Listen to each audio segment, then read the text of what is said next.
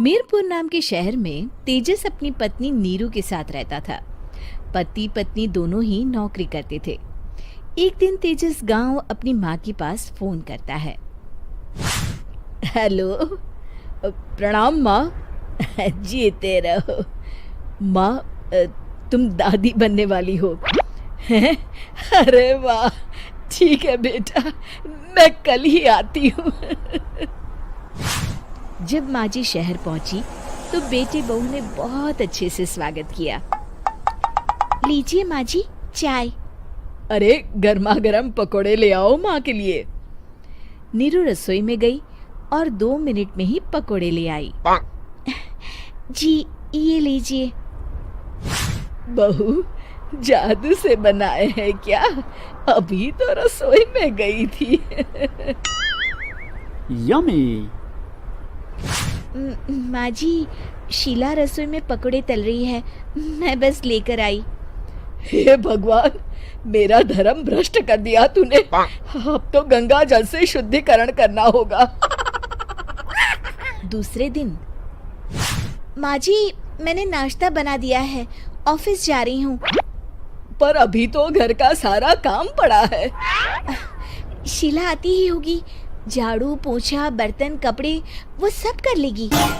हमारे जमाने में घर का सारा काम हम ही करते थे। जी माँ जी, आप बहुत होशियार हैं, मैं घर ऑफिस दोनों नहीं संभाल पाती। तो जरूरत क्या है घर से बाहर जाकर चाकरी करने की? वैसे भी घर का काम खुद करने से घर में बरकत आती है, समझी? पर माँ जी। पर वर कुछ नहीं, इस महीने की पगार मिले फिर ऑफिस बंद। हाँ। रात को नीरू तेजस से कहती है, सुनिए जी, माँ जी बोल रही थी कि मैं नौकरी छोड़ दूं। वैसे ठीक ही तो है, अभी तुम्हें आराम की जरूरत है। फिर भी आराम कहाँ, शीला को छुड़ाने के लिए बोल रही थी। तो अब 24 घंटे में इतना काम तो कर ही सकती हो। पर जॉब पसंद है मुझे, घर पर मन नहीं लगेगा। अगले दिन जब दोनों ऑफिस के लिए निकल रहे थे, मेरी तो कोई कीमत ही नहीं है इस घर में। माँ जी, आजकल महंगाई बहुत है, रहन सहन भी बदल गया है, दोनों नौकरी करते हैं तभी ठीक रहता है। अच्छा, तू कहना क्या चाहती है? मेरा बेटा तुझे बिठा के खिला नहीं सकता? तू ही इस घर का खर्च चला रही है, हैं? नहीं माँ जी, मेरा वो मतलब नहीं था। मतलब खूब समझती हूँ, ये बाल धूप में सफेद नहीं किए मैंने। हाँ। अब तो ये रोज का काम हो गया था। तेजस भी रोज की झिकझिक से परेशान हो गया था। एक दिन उसने कहा, नीरू, वैसे भी तुम्हें मैटरनिटी लीव मिलने वाली है, तो अभी से ही छुट्टी ले लो। पर क्या, मेरी सैलरी अच्छी खासी है। आखिर नीरू ने रिजाइन कर दिया। जब बच्चा हुआ तो घर में सब बहुत खुश हुए। कुछ दिनों बाद तेजस फाइल देख रहा था।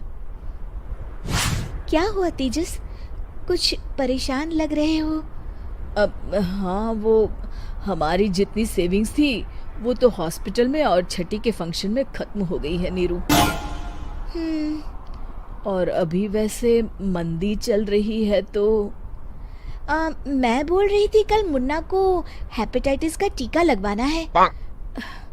नीरू, क्या पोस्टपोन नहीं कर सकते? नहीं जी, बिल्कुल नहीं। अब तेजस को समझ में आ रहा था कि उससे गलती हुई है। पैसों की कमी का असर घर के माहौल पर भी पड़ रहा था।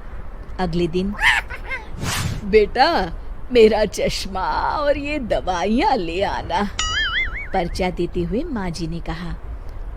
जी। तेजस, मुन्ना के लिए दूध का डिब्बा और डायपर भी ले आना, और ये किराने के सामान की लिस्ट है, इसे भी लाना है। तेजस गुस्से में लिस्ट मरोड़कर फेंकता है और चिल्लाता है, पैसे क्या पेड़ पर उगते हैं? ये ले आना, वो ले आना। अरे पर ये जरूरत का सामान ही है। वो गुस्से में बिना कुछ कहे ऑफिस चला गया। अरे लंच तो ले जाइए। नीरू दौड़कर डिब्बा पकड़ाती है एक दिन खाना खाने के बाद, नीरू, अब तो मुन्ना कुछ बड़ा हो गया, तो अब तुम वापस ज्वाइन कर लो ना जॉब।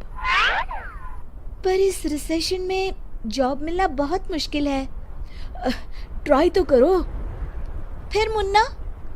माँ जी है ना, और एक फुल टाइम मेड भी लगा लेंगे।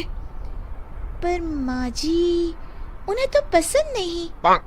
तभी माँ जी वहाँ आ जाती है और प्यार से नीरू के सर पर हाथ फेरते हुए बोलती है, अब मेरी समझ में आ गया बहू, पहले के और अब के समय में अंतर है। तुम काम शुरू करो, मुन्ना की जिम्मेदारी मेरी। मेरी प्यारी माँ जी। ये कहकर नीरू उनके गले लग गई। शिक्षा, परिवर्तन संसार का नियम है, हमें भी समय के साथ चलना चाहिए। उम्मीद है कि आपको हमारी ये कहानी पसंद आई होगी। कृपया हमारे चैनल को सब्सक्राइब करें और सभी अपडेट्स के लिए बेल आइकन जरूर क्लिक करें। और हाँ, वीडियो लाइक और शेयर करना मत भूलिएगा। Bye bye.